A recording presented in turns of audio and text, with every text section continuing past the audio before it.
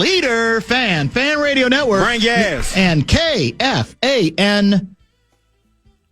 1 minute and 52 seconds past 3 Central Standard Time. We go to daylight next week. A week from now, we will be on daylight saving time, I believe, if I'm not mistaken. That's right. On what today is promising better temperatures ahead, slightly balmier Monday afternoon here in the Twin Cities of Minneapolis and St. Paul. My name is Dan Barreiro, former Ink Stain Wretch, newspaper of the Twin Cities.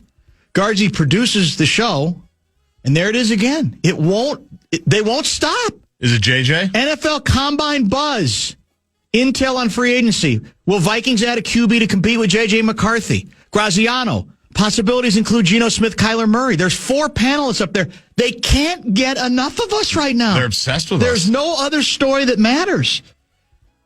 And I had somebody yesterday, a texter, just bitter about how much quarterback talk there is all day long, day or night, weekdays, weekends on this station. And I said, first of all, I would leave the radio to the professionals.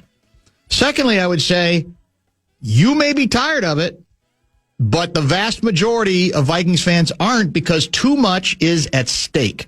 I don't intend to start the show with this. We will get to it, though. And it may even come up with our 3:30 guest. Jonny Athletic will join then.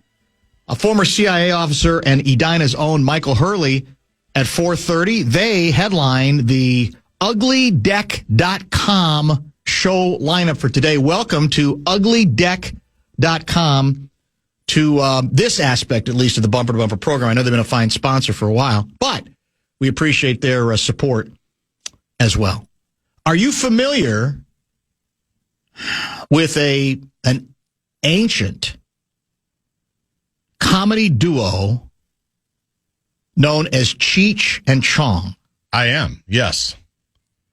Not a huge Cheech and Chong guy, but I'm certainly familiar with them. As in, don't know that much about them or not that interested? I was never really that interested. You never liked the bit? Not really. It's fine.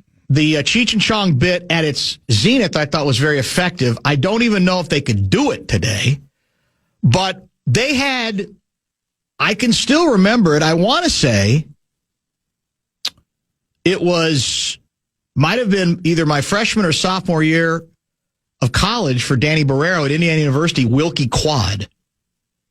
They had on, FM classic rock radio of the day, they had a hit song.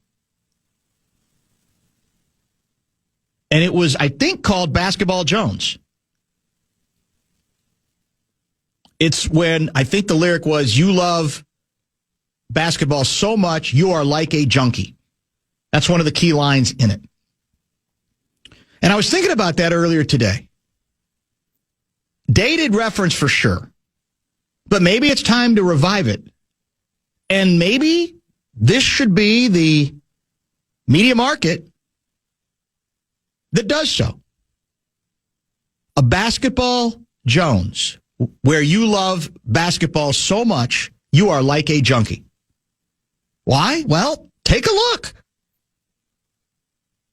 I want to start with Guardsy's team. Golden Gopher women's basketball team. I watched the second half of their game yesterday. It was on Big Ten Network. Got flexed into that spot. Is that true? Late in the week, yeah. Oh, that's great. 1 o'clock. They're at Illinois. And ultimately, they hold off the Fighting Illini. Several times it looked like they were going to blow out the Illini, and then the Illini kept climbing back into it. But the Gopher women hold them off to win 78-73? You got it. Is that the final? Yeah. And so the Gopher women end the regular season with a record of 13-5 in the conference and 22-7 overall. That victory also guarantees them a double bye and a top 4 seed in the Big Ten tournament in Guardsy's favorite town, where he'll be headed late in the week, Indianapolis, Indiana. We have not made the tournament since, is it 2018? Correct. So it's been 8 years since we've even made the tournament. We're not backing into the tournament. We're not having to wait to see, well, so there's a couple of these teams need to lose. We might be able to get in, last one out. They're going to have a decent seed. Now, the Big Ten tournament is going to be very difficult to win. Nevertheless, they're not in a position where they have to make a deep run. They're in the field. The only question for them right now is how high their seed will be. What are the projections right now for us on seeds? Right now, NCAA. They have slid back into the fourth spot of top 4 seed, which would mean hosting first and second round games here. So that's top 16. It is. It's been a tremendous year, and maybe you missed it. Maybe you don't pay as much attention to it, but probably you should at this point, because now we're getting close to tournament time. It's an extremely, I don't have to tell you this, fun team to watch. Ball tends to move. A lot of balance. A lot of people I thought impressive at various times against the Illini, but they finished the job with a road victory to get a top 4 seed in the Big Ten tournament. Gopher men, not likely to make the tournament. However, on Saturday, they, I think, by the same score, yes, knocked off UCLA here, 78-73. I would classify UCLA as solid team. I mean, their record's solid. Yeah. For sure. Fringe tournament team right now. Not a great team, but certainly not a bad team. It's the school of Bill Walton and Kareem Abdul-Jabbar. Well, and I think in the Big Ten, they're like 11-7, something like that, well above 500. And the Gophers get it done with 4 players. We talked about this extensively yesterday. 6 players played, 4 scored. And they beat UCLA. That improves the Gopher men's record to 7-11 in the Big Ten, and I believe 14-15 overall. Now you say, well, is that anything to write home about? Dan, thought you were aroused by excellence. Dan, we get it. They're not where the women seemingly have gotten to. But we said, if we said it once, we said it 1,000 times. When you factor in the injuries, you factor in how many, what Nico Medved inherited, it's as good a coaching job as you're going to have done in college basketball anywhere this year in the United States of America. Now, ultimately, he'll have to prove, will Nico, that he can accumulate players and keep them and bring them and get talent. You got to get talent here, because you're not going to get applauded every year for going 14-15 overall and 7-11 in the Big Ten. But it's I think miraculous that they're sitting here with as many as 7 Big Ten victories, which would seem to indicate, in the case of the Gopher men, the signs are good, the climate is good, that they're headed in the right direction. They have found a coach. Now he's just got to plug in more players, get a little bit luckier when it comes to health as well. Speaking of basketball, Jones, Guardsy's favorite team, the Minnesota Timberwolves, in a showdown game in the, I guess you could say, Western Conference standings, because it's all about the whole conference at this point, obviously, positioning.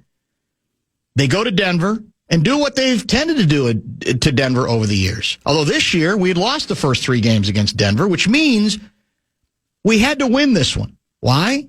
Well, because if we finish tied with them in the standings, they win because they have won the season series 3-1. So what you do with this game is, let's get ahead of them.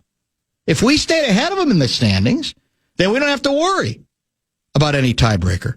And after a pretty pedestrian first quarter, Minnesota pretty much dominated the rest of the way. They win in Denver. Good performances all over the map, both offensively and defensively. Good bench help. The bench probably gave them a chance to get back in the game in the second quarter with the 2, who are our 2 backup guards? Oh, we've got Io and Bones. Yeah, those 2. Mm-hmm. That combo, they were very good in the second quarter. And that seemed to open the door as well. And so now you look up at the standings, and at least for the moment, we've moved up to number 4 in the conference, and we are 4 percentage points out of 3rd. That's it. Virtually an identical record, but 4 percentage points because of wins and losses I think the number of games played, etc.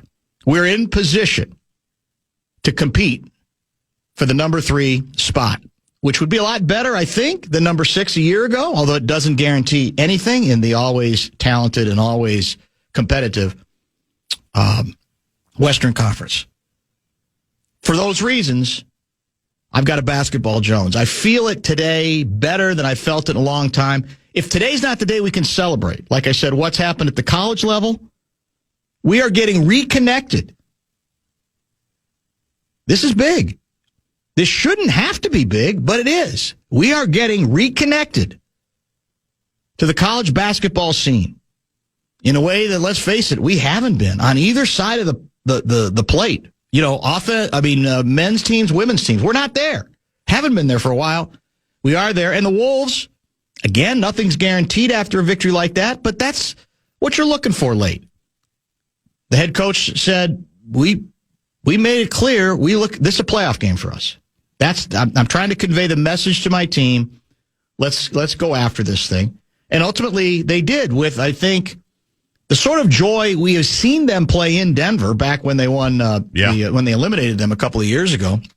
It felt very much the same. You had a bunch of Wolves fans behind the bench again.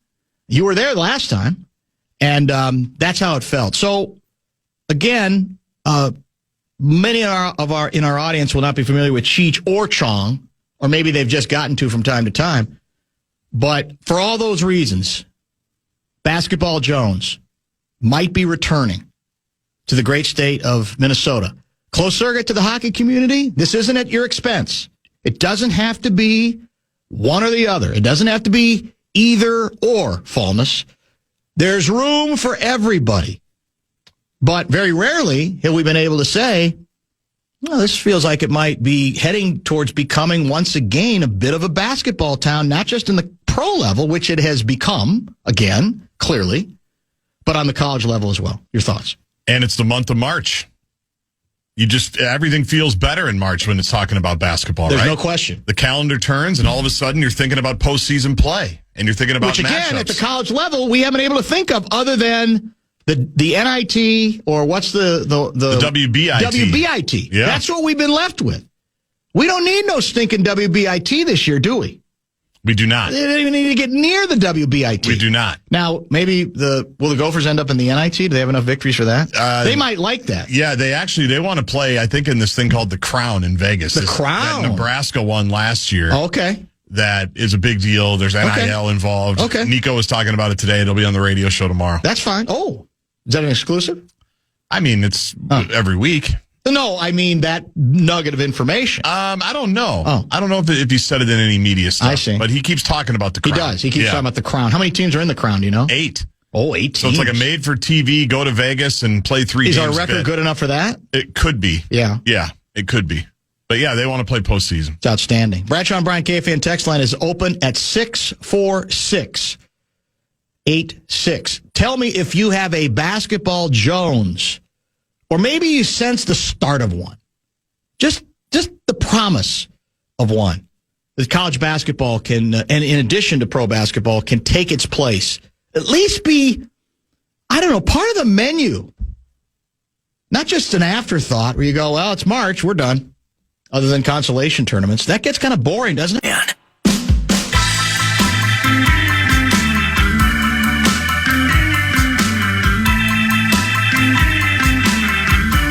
Basketball Jones premiered, it was my freshman year of college, 1973. A song by comedy duo Cheech and Chong featuring Tyrone Shoelaces. And it peaked at number 15 on the Billboard Pop Singles chart. What I didn't know is that the backing band included the following: George Harrison, Carole King, and Billy Preston. Not to mention the Blossoms and Michelle Phillips of the Mamas and the Papas performing as cheerleaders. Did you know that? I didn't. I didn't. We can't do, I guess, music anymore on this station, so I'll give you some of the lyrics if you've forgotten them. These are the clean lyrics. Yes, I am the victim of a basketball Jones. Ever since I was a little baby, I always be dribbling. In fact, I was the baddest dribbler in the whole neighborhood. And then one day, my mama bought me a basketball, and I loved that basketball. I took that basketball with me everywhere I went. That basketball was like a basketball to me. I put that basketball underneath my pillow. Maybe that's why I can't sleep at night. I need help, ladies and gentlemen. I need someone to stand beside me. I need someone to set a pick for me. The free throw line of life. Someone I can pass to. Someone to hit the open man on the give and go and not end up in the popcorn machine. So cheerleaders, help me out. I guess that's when the background singers got into it. Basketball Jones. A lot of texts on the subject. Let's take a look at some of them. Right on time, Garzi, we got these. I get Garzi is a paid shill for the Gophers, but good grief.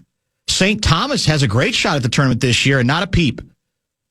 The start of a Basketball Jones is brewing in St. Paul. I knew that would get him going without mentioning the Tommies. Oh, I knew Johnny was, Jonny Athletic was going to bring it up. I'm sure he would. Right? Yeah. So leave it to him. I think he's been to one game this season, by the way. That's fraudulent. Yeah. Courtside seats, if I remember right. I don't think. Oh, that's true. I remember him. I don't think he paid for those. No, he didn't, and he made sure everybody knew he was there in that spot. Do you know how many St. Thomas games I've been to this year? I'm going to guess 6. I'm not even going to tell you, but I've been to a couple. Okay. But I don't need to tell everybody my every move. You know? Yeah, keep it low. I'm also jonesing for both the men's and women's hoops team at the U. The future does look bright. I love that both coaches are not only talented, but genuine. A nice change from the curated personality of the head coach. Shots fired there. Those are stray. They call those strays, don't they? At who? Your guy. Patino? No. Ben Johnson? No. Who are we talking about? The football coach. Oh, PJ. Man. Mike from Plymouth. Dan and Justin, can you believe it? The women's basketball collapse against Maryland in December did not cost them the double bye. That's a great point. Yeah. About as historic a collapse as you could do, lesser teams would have curled up in the fetal position. That's right. What did I say at the time? They responded. It's a long season. It's a bad day. Bad couple minutes. A mythic day. It doesn't have to be the end of the world. And it wasn't. It's great to see this team rebound from that crushing loss and continue to gain confidence all season long. That's Mike in Plymouth. Don't sleep on the Tommies Hoop Squad, number 2 seed in the Summit League, with a chance to go to the tournament if they can knock off NDSU again. It is a big week this week for our regional basketball. That's true. And we love Summit League hoops. I know I do. I've been to the tournament over there. It's awesome. How can it be considered a basketball town when the Wolves are good, but they can't fully sell at Target Center and tickets in the upper deck are $10? You can't even get in the door at Grand Casino Arena for less than $100. It's frustrating. $100? I find that a little hard to believe. It's actually not as far off as you think. Yeah, is that right? It's expensive. Yeah. I'm worried about our club. What happened to us all of a sudden? Well, I think, do we want to be TV stars or do we want to play hockey? I don't know. How many New York appearances are we going to make here, guys? Do we really need Fallon? I love him. SNL I got. You know what we need to bring in? Who's that? Patel. We need Cash Patel back to give him a pep talk. Is he available? I have a hunch he might be. I think he might be. Dan, I'm 38. My dad has been taking me to Gopher basketball games since I was 5. I'm a true diehard. My dad and I have season tickets. Williams Arena is kind of like my religion. I was 10 in 96, 97 for the Final Four run that wasn't. That's great. Used to wear my socks high playing basketball for Richfield back in the day because of Bobby Jackson. Still, through all the lean times, we went to every single game, watched the away games at home. I'm pretty pumped up about Nico being the coach. Seems like we may have finally gotten the right guy. I've liked the scrappy nature of our team this year and how they won't give up. Starting to feel that buzz in the barn that I haven't in a while. Looking forward to this year's offseason portal and what transfers Nico can get. That's Dusty from Richfield.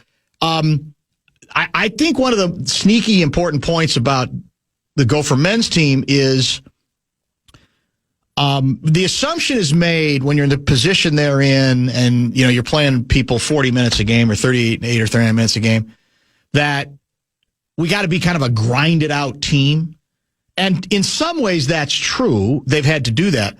But it's not a grinded out offense at its best. It's a very pleasing, as you had told me a long time ago, it's a very aesthetically pleasing offense if you get the right parts to it. It's movement. Yep. There's not a lot of isolation in it. And so that's another thing. We've talked about this before. It should be about improvement. Eventually, it should be about winning. But it's also about aesthetics in a town where there's so many choices from a sports standpoint. So I think that's another bonus that maybe some people don't even yet appreciate is his offense, when it's going good, is pretty basketball. Yes. It's very pretty. Yes. It's not a grinded out kind of offensive approach. No, they run the shot clock down a lot right now. Yes. Just moving the ball around, and then they get into stuff. But when it's popping and the ball's moving, and that's what's been fun about it on the men's side, is that, especially Saturday, and watching that game back, because I was on the road to Champaign while it was going on, like how they execute down the stretch and how they move the ball and how the shots start to fly and these dudes are hitting big 3-pointers. Like that energizes people, no right? It just yes. brings a different energy to the whole thing. And the women have done that pretty consistently all season long. Just big shots when they need them. Yeah. The crowd's going crazy. It's been fun on both sides. It's been refreshing to be relevant across the board on the hardwood. Now, again, in the case of the Wolves, we're now taking that for granted. Right. That's the irony, as we've talked about it, is that something that could never be taken for granted in the history of this franchise. They're the anchor. They're the basketball Jones anchor right now. Been refreshing to be relevant across the board on the hardwood. We've not had this sort of total optimism in basketball, maybe ever. Well, I don't know if I'm ready to go that far, but maybe across the board, he's right. I mean, I looked it up. I think the last time in the same weekend that all three of our basketball teams won was like 1998 or something. Probably. Actually, I didn't look it up, but but it sounds good. It's believable. Yeah, it is believable. In 2004, the Wolves with the big three and the women Gophers with Whalen and McCarville were excellent, but the men were mired in the Munson years, I think. I think we are in uncharted territory here. I think Munson would still be coaching at the U if he just figured out a way to beat Northwestern. Yeah, in the Big Ten tournament. The Big Ten tournament, yeah, it was bizarre. Wanted to let you know that Basketball Jones is still alive in the Midwest. I have coached traveling basketball for 6th, 7th, and 8th graders for the last 40 years, and I require them all to listen to Basketball Jones. Tyrone Shoelaces remains the best player out there. He can jump on top of the backboard, pick off a quarter, and leave 15 cents. I love that. Change. I love that, too. Very, very well played. Thanks for the coaching. 40 years traveling. That's a long time, man. Big time. That's meaty. All right, let's do this. Bottom of the hour break. Jonny Athletic. I do want to talk, believe it or not, football with him. He wasn't in Denver, was he? I don't think so, because he had a basketball commitment this weekend with his family. But we will talk about Wolves Nuggets and what might be coming down the road, I guess we could say. Football and who knows what else with our guy Jonny. If you have questions, Bradshaw and Brian KFAN text line 646-86. Fan. It's time for Jonny Athletic. Jonny Athletic. Jonny Athletic. And he's on the Dan Barreiro right now. It is that time again, brought to you by RBC Wealth Management. Jonny Athletic is with us via the Connecticut Water Systems hotline. Are you at all familiar with the Cheech and Chong hit song that goes all the way back to the mid-'73, technically, Basketball Jones? Boy, I'm not. I should be. It feels like it's a little before my time, but I'm a fan of the classics. But I don't know that one. It's brilliant. We've been given some of the lyrics. I'll give you a couple more. Sing it out like you're proud. All right, everybody watching coast to coast, sing along with us. Bill Russell, sing along with us. Chick Hearn, sing along with us. Chris Schenkel, don't sing nothing. He was an announcer, play-by-play guy from back in the day who apparently they didn't think had a particularly good musical voice. As a texter reminded us, Basketball Jones could jump on top of the backboard, take off a quarter, leave 15 cents change, could dribble behind my back. I got more moves than X-Lax. I'm bad. Could dribble with my tongue. Here I go down court, try to stop me. You can't stop me because I got a Basketball Jones. And I suggested early, even in the state of hockey, that there might be some Basketball Jonesing going on the basis of this past weekend. The Gopher women win their final regular season game to clinch a top 4 spot in the Big Ten, meaning a double bye in the tournament. a tremendous record they have now fashioned for the season. 22-7 overall, 13-15. Or I should say 13-5 in the Big Ten. Gopher men beat UCLA 78-73, somehow with like 4.5 players. They're 7-11 in the Big Ten. And your Wolves club in Denver, without you being there, apparently, make a statement, deliver a statement win against the Nuggets to, at least for this moment, move ahead of them into fourth place, virtually third place in the Western Conference standings. Your thoughts?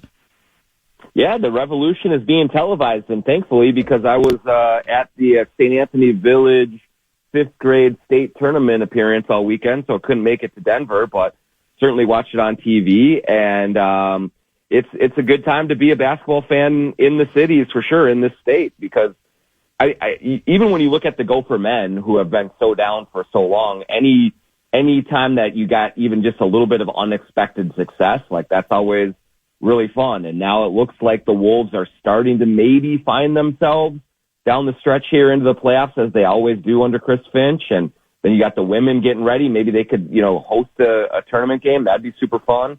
And, all of that involved is great. It's a great time to be a Hoops fan here. We love to see it. What did we take out of the victory?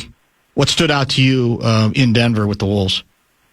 Yeah, this is going to sound really basic, Dan, but they played well. And that was something that they have not done for a long time. I mean, you're talking about even in wins, and they're 11-4 in their last 15, 7-3 in their last 10, 6-1 in their last 7.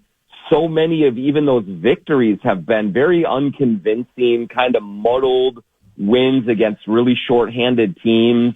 And so you're just kind of waiting for them to play a really good game and play solid on both ends and just stay in it all the way. And I'm not surprised that it was at Denver that got this out of them. I've kind of been wondering all season if they're really bored with the regular season and just not kind of giving the requisite effort and edge. And they finally got an opponent that really kind of grabs their attention. And lo and behold, they go in there and they just play excellent basketball for like 3.5 quarters and come out with the victory. So it's just good to see them find another level of play in a victory, to make you think that there is more there, because even when they're beating Portland and and the Clippers and Dallas and a bunch of these really shorthanded teams, it was all very meh. But that was not a meh game on Sunday in Denver. No, now again, it's not like Joker had no assists. I think he finished with 9. But I did feel like it was one of those games where the Wolves followed a strategy that historically has been pretty good for them most of the time, and that is tolerate and deal with Joker scoring big numbers, right? Because he took 26 shots, but make it where he's not getting a lot of the ancillary players out. Now, they had at least one big-time starter out, obviously, but to me, that's the way it kind of played out. Was he was really good scoring more than I thought we saw him at his best setting up other players. Yeah, absolutely. I mean, he did have 9 assists, so that's still good, but by Joker standards, that's human. And I think the other big key, Dan, was that Joker had 5 turnovers, which means that this defense was swarming at a level that we haven't seen for a while. They've been a top 10 defense all year, but we've seen the Timberwolves defense become overpowering, become suffocating. And that has not been the version of defense that we've seen for most of this season. And instead, finally, we saw that on Sunday in Denver. We saw them rotating. We saw them covering for each other. We saw Dante DiVincenzo kind of, sneaking up from behind Jokic and poking the ball away. And creating turnovers that way. Actually saw some pretty good defense from Julius Randle, which, he's been a big culprit lately of the malaise. And so I think that was the closest thing to, okay, here is what has been so successful for the Wolves the past couple of years. You look at Cam Johnson, 0 points, Strother, 2 points. Murray had 25, but it took 22 shots to get there. He had to work hard for it. And so this was a team that was finally kind of really locking in defensively to kind of create a lot of opportunities for themselves in transition, and then they were able to really kind of run away with it. I liked DeSumo on Murray several times I saw where he did make him work pretty hard. Do you think the team yet has gotten a handle on how to best use and get the most out of what Io might represent? I think it's taken time, Dan, and I think that, Sunday was the closest thing that we have seen to it yet. 9 points, 4 assists, 4 of 6 from the field. You have good defense getting out in transition, but it has been clear to me that Io is used to playing at another gear, and the Wolves, while they have improved their pace much of this season, are not yet on that level. And so I thought that yesterday against Denver was the closest thing they've gotten to embracing that breakneck speed that Io wants to play with. And when you pair him with Bones Highland, that's a really exciting combination. And you have another player that just wants to go, go, go. And so those two really did spearhead the comeback, because the first quarter was pretty bad by the Wolves. They were really sleepy. They were not moving their feet on either end of the court. And then Bones and Io come in the game, and they just turn it into a track meet. And that really kind of got the Wolves going. And that is part of the adjustment that the team is making to him. And secondly, then Io also is trying to adjust to the Wolves as well. He's coming from a bad team. He's trying to fit in here. And they need him to be aggressive. Like, they really need him to look for a shot and kind of get going and not wait for anyone else. And I think he's trying to be polite early on here. And I think the more he plays, the more he'll feel comfortable asserting himself and not deferring to everyone else on a two-time Western Conference finalist team. Jonny Athletic joining us courtesy of RBC Wealth Management. We'll have Michael Hurley to talk real-world stuff. The Iran, I guess you could say, war, for want of a better term. It's largely what it's been, that broke over the weekend. Lots with him, we'll get a lot of good stuff from Hurley on that subject, I'm sure, when he joins at about 4:30 this afternoon as well. Texter wants, this is from, looks like Texter Mike. Will you ask Johnny about Naz Reid's defense, please? I think he is a liability, writes Mike. What do you think? I don't think I'd go that far. I mean, certainly there have been some matchups that he has struggled with, and I wouldn't call him a lockdown defender by any means, but especially in games like Denver, when he is fully engaged, and even when they've moved him to the 3 a little bit for the very kind of little time that they put 3 bigs out there, I think he holds his own. And we've seen him. First of all, he's rebounding at a really high level, which part of defense is ending possessions, and so getting rebounds is great. Secondly, he does block shots at the rim, especially when smaller defenders try to test him. He's able to come up with some rim protection. I think that Julius has been the far more inconsistent defender. Neither one are going to be all-NBA defensive players, but I do think that Naz has shown more ability to be a difference maker, or at least a factor on that end of the floor, whereas Randall has often, especially in transition, really fallen short. And that's why I was encouraged by yesterday's game. Was I think that as the game went on, he started to show a little bit more energy and effort on that end. Naz isn't perfect defensively, but I actually think that he is capable of being a good defender, and so that's not really something that I'm terribly worried about this team going forward. Where does Slow-Mo fit in the rest of this season? So, I mean, it's going to be very interesting how Chris Finch works him in, because Kyle Anderson had a lot of different options to go to once it was clear that he was going to get bought out, including Denver. But I think the Wolves, Tim Connolly and Chris Finch, really did a good job of convincing him that he will have a role here down the stretch. And there is clear need for him. They need another ball handler who can bring the ball up the court and take some of pressure off of Anthony Edwards. They need another defensive-minded forward who can guard essentially 1 through 4 or 5, switch a lot, and can be someone who can step in and help this defense when Rudy Gobert is off the court. One of their biggest issues has been, to the previous texter's kind of question, is when Rudy comes off the court, generally speaking, the defense has really faltered. And I think that Kyle Anderson can help in the front court with some of that.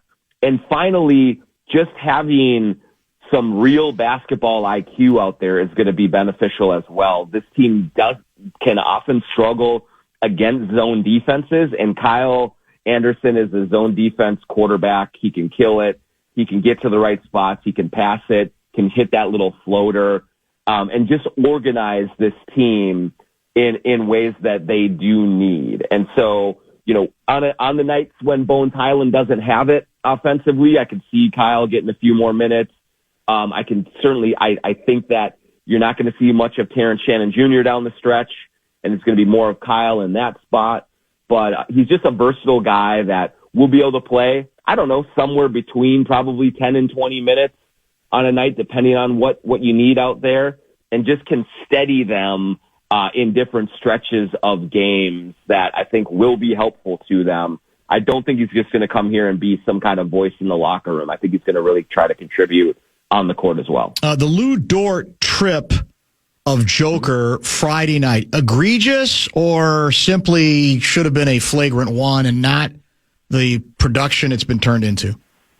I'm glad that they did make it a flagrant 2, Dan. I was watching the game live when it happened, and my immediate reaction was that was a terrible play by Dort. It was nothing. There's nothing basketball about it. It was against a marquee player who had just come back from injury and was a very dangerous play.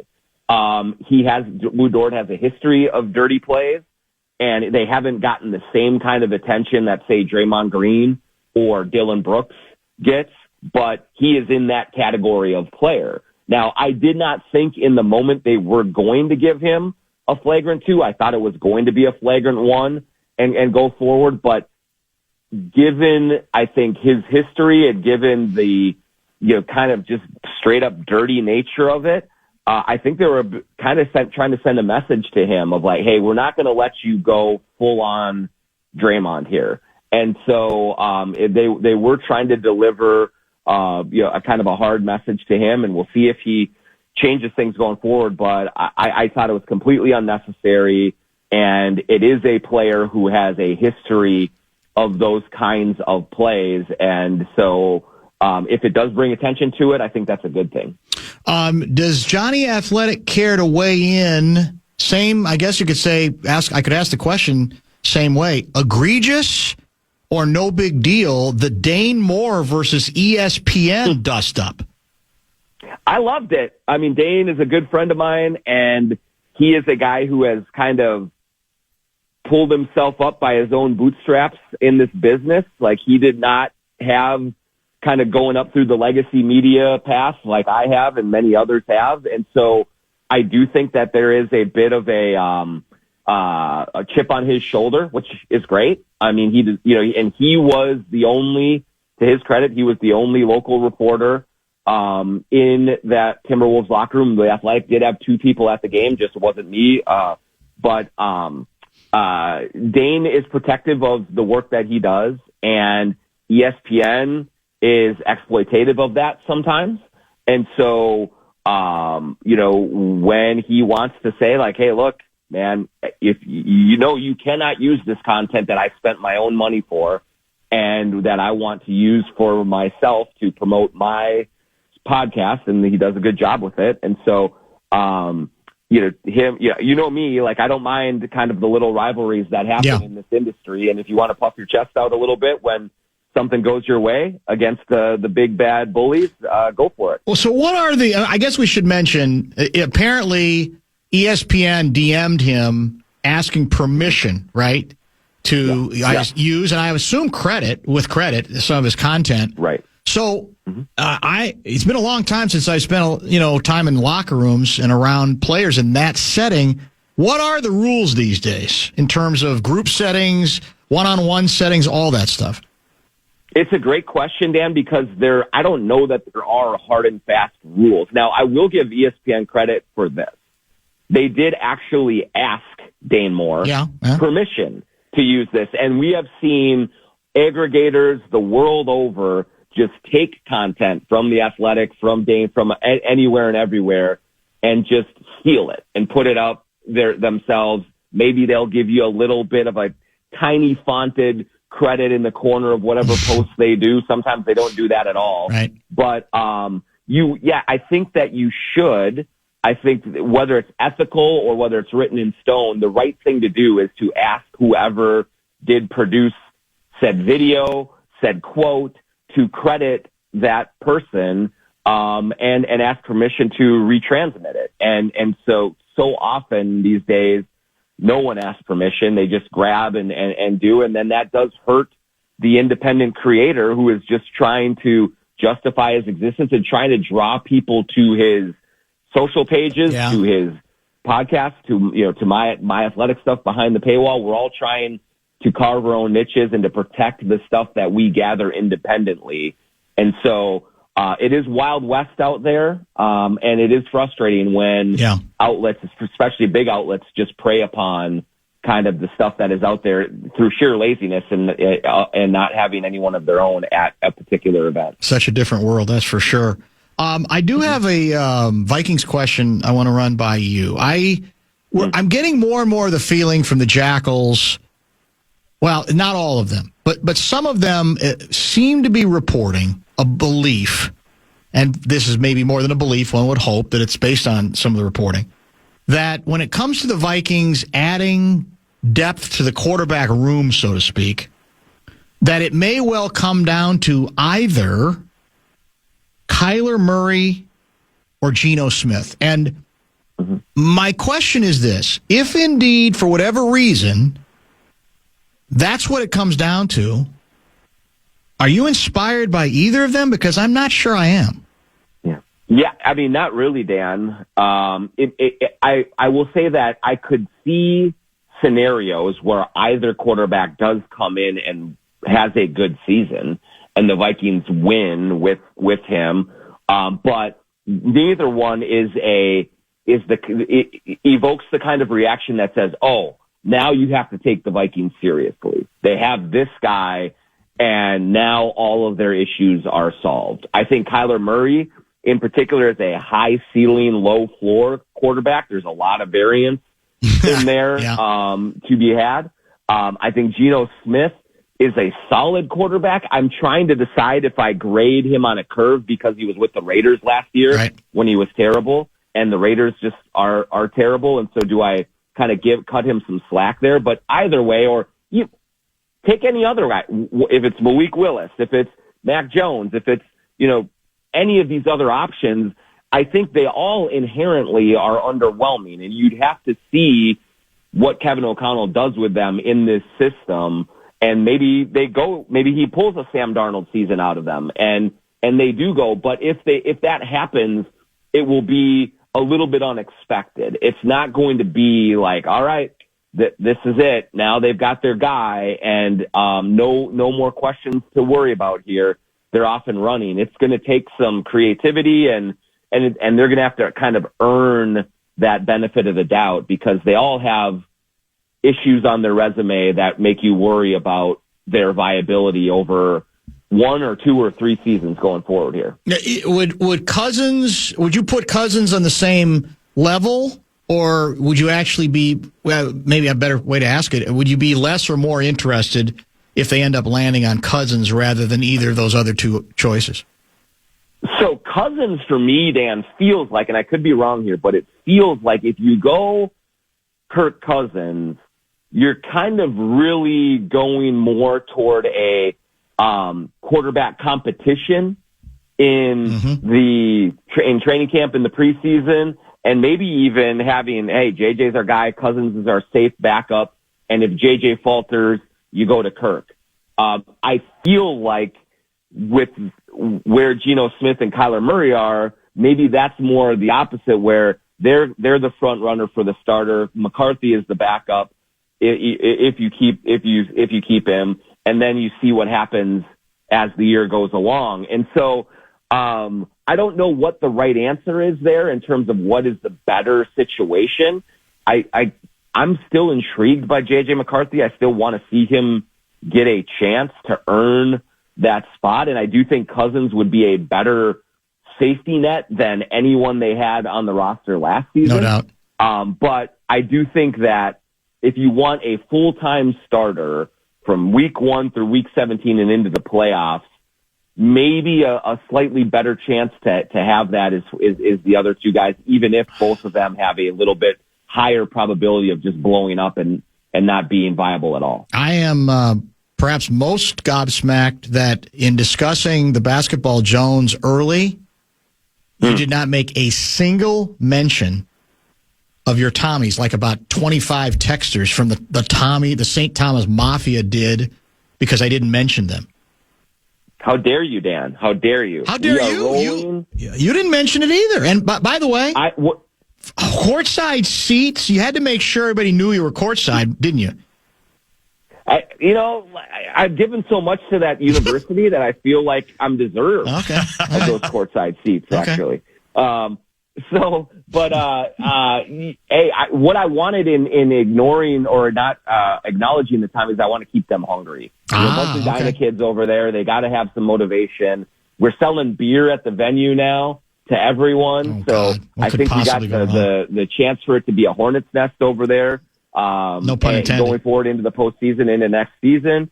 And I'm still clinging to my prediction that the Tommies will be in the tournament before the Gopher men. So I think we have a good shot at that, and I want to keep them hungry, and I want to keep that chip on their shoulder. So I'm glad that you overlooked us, Dan, and I wasn't about to just bring them back into the spotlight because I want Coach Tower and everyone to keep feeling slighted over there and prove the world wrong. Garzi? Oh, I thought you had something. You going over to Sioux Falls for the Summit League tournament this week? It's a big one. It's going to be tough. We got a bunch of games here. We got home games for the Wolves. They're chasing down the playoffs, so I got to stick with my day job. But let Gleeman do a sidebar. The NCAA tournament, I'm going to have to look long and hard at flights and tickets and all that stuff. Oh, you have to. Throw the geek into the mix. Yeah, let Alec Lewis do a sidebar. He likes the Wolves. Heck. Yeah, he would happily step in. I know that. So he was just in Indianapolis, though, so he might have to relax a little bit. He's got the girlfriend that he's spending time with, and I'm trying to facilitate that relationship and make sure that stays on solid ground. So we'll see how all that shakes out. Thank you, Johnny. All right, guys. We'll see you. Jonny Athletic joining us. Almost had Durant. Dort is OKC Stant. Slow-mo back with Ant. Wolves and 5.